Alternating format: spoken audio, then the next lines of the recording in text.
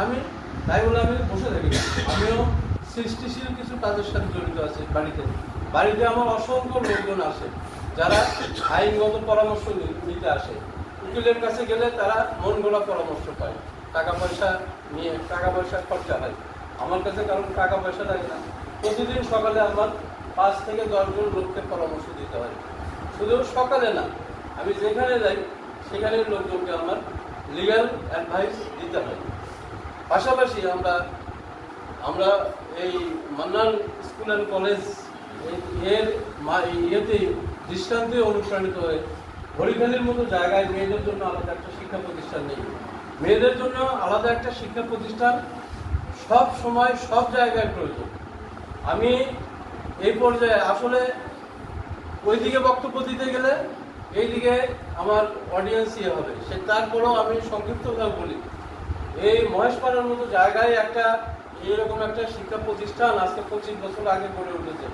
এটা যদি না গড়ে উঠতো তাহলে মহেশপাড়ায় মেয়েদের মধ্যে যে শিক্ষা এর বোধহয় 50% এখন হতো না। এখন মেয়েরা অন্তত ইন্টারমিডিয়েট পর্যন্ত নিশ্চিন্তে তারা লেখাপড়া করতে পারছে।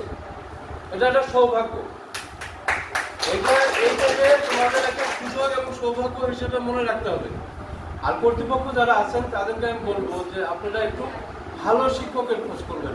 যদিও এখন এনটিআরসির মাধ্যমে শিক্ষক নিয়োগ, যারা শিক্ষক হিসেবে আসছেন বাইরে থেকে, বাইরের শিক্ষক কিন্তু এখানে এসে মন বসাতে পারবেন না। এমনকি সোনাতলা থেকে এলেও মনে হয় তাদের মনটা একটা উড়ু উড়ু করবে, এই একটা নিচু হয়ে এলো কোনো একটা গ্রামের ভিতর। এখানকার মজা যদি পায়, এখানকার টাটকা মাছ, টাটকা বাতাস, এই মজা যদি কেউ পায় ভুলবে না। কিন্তু এরকম মজা নেওয়ার মানুষের অভাব আছে। আমরা এখন আমরা চাকচিক্যময় জীবন পছন্দ করি, যেটা কিন্তু অন্তঃশ্বাস করি। আসল জীবন কিন্তু আমাদের গ্রামীণ জীবন। আমাদের দেশের অর্থনীতি দাঁড়িয়ে আছে কার উপর? অর্থনীতি দাঁড়িয়ে আছে কৃষির উপর। এই কৃষি কারা করে? কৃষকেরা করে। তারা কোথায় থাকে? তারা গ্রামে থাকে। আর অর্থনীতির কিছুটা যোগান দিচ্ছে আমাদের গার্মেন্টস সেক্টর। সেই গার্মেন্টস সেক্টর কাজ করে কারা? তারা এই গ্রাম বাংলার মহিলারাই মূলত এর মূল চালিকা শক্তি। কাজেই আমার মনে হয় যে এখানে যারা আমরা ভর্তি হয়েছি, আর আমি নিজের কথা বলি, আমি হরিখালী প্রাইমারি স্কুলের ছাত্র, হরিখালী হাই স্কুলের ছাত্র। হরিখালী কিন্তু তখন এরকম ছিল না। এবং পরবর্তীতে আমি সোনাতলা নাজির আক্তার কলেজের ছাত্র। নাজির আক্তার কলেজে আমার মনে আছে যে আমি প্রথমে ভর্তি হইনি, আমার এসএসসি রেজাল্ট আশানুরূপ হয়নি। ইমপ্রুভমেন্ট দিব সেটা বোধহয় 4-5 মাস সময় যায়। তারপরে আমি ভর্তি হই। আগে আমি বিজ্ঞানের ছাত্র ছিলাম, আমি ইন্টারমিডিয়েটে যাই আর্টসে ভর্তি হলাম। আমার রোল নম্বর হলো 13, 4-5 মাস পরে।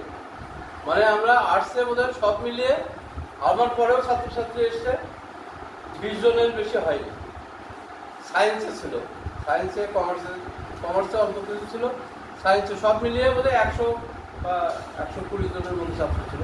সেটা হচ্ছে আমি বলছি 77 সালের কথা। আমি 79 সালে পরীক্ষা দিয়েছি। 77 সালে আমি সায়েন্স চেঞ্জ করে আর্টসে ভর্তি হলাম। অল্প সংখ্যক শিক্ষার্থী, কিন্তু শিক্ষার্থী কম হলে কি হবে? পড়াশোনার মনোযোগটা হচ্ছে আসল।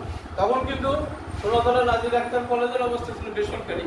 তোমার এই এখনকার যে মহেশপাড়া এই যে স্কুল কলেজ, যেটার নাম নিয়ে আবার একটু চলছে, নাম কি নাম বলবো এটা নিয়ে আমার সন্দেহ হচ্ছে।